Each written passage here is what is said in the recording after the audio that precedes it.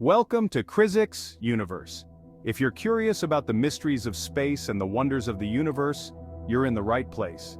Today we'll be exploring one of the most incredible phenomena in the cosmos, the life cycle of stars. From their fiery birth to their explosive end, let's uncover how these cosmic giants live and die. So, make sure to stay until the end to understand the full journey. Stars are born in massive clouds of gas and dust called nebulae. Within these vast cosmic nurseries, gravity pulls particles together, and as the material gathers, the core heats up. When temperatures reach millions of degrees, nuclear fusion ignites, and a new star is born. This process can take millions of years, but the result is the formation of a brand new star, a radiant source of light and heat. Once stars begin burning hydrogen into helium, they enter the main sequence phase of their lives. This is the longest stage in a star's life cycle, lasting billions of years. During this time, the star maintains a delicate balance between the force of gravity pulling inward and the outward pressure from nuclear fusion. Our Sun, for example, is currently in this stable phase of its life. Not all stars are created equal. Some are much larger and burn through their fuel much faster than others. A star's size dramatically affects its life cycle. Smaller stars like red dwarfs can burn for tens of billions of years, while massive stars, many times larger than our Sun, live fast and die young. The mass of a star plays a key role in determining what happens next. As stars exhaust their hydrogen fuel, they enter their next phase.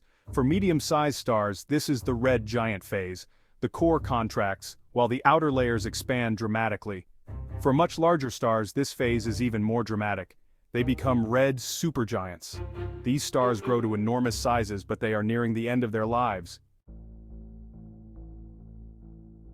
When medium-sized stars like our Sun reach the end of their lives, they shed their outer layers, leaving behind a dense, hot core known as a white dwarf. These remnants will slowly cool over billions of years. But for more massive stars, the fate is more extreme.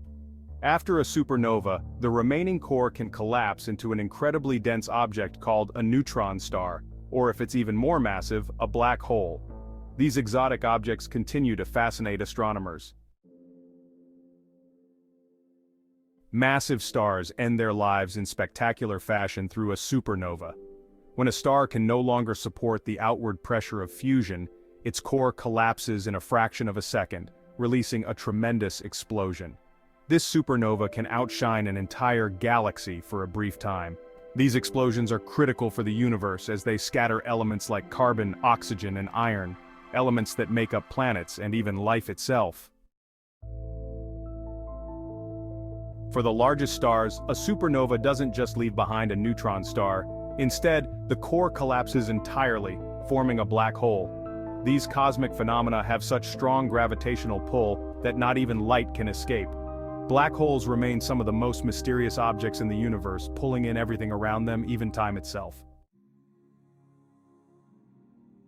Thank you for joining us on this journey through the life and death of stars.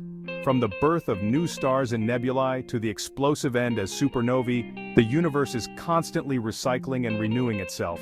If you enjoyed this video, make sure to give it a thumbs up, leave a comment below, and let me know which part of the star's life cycle fascinated you the most. And don't forget to hit that subscribe button to keep exploring the wonders of the universe with me, here on Krizixx.Universe. Until next time, keep looking up, keep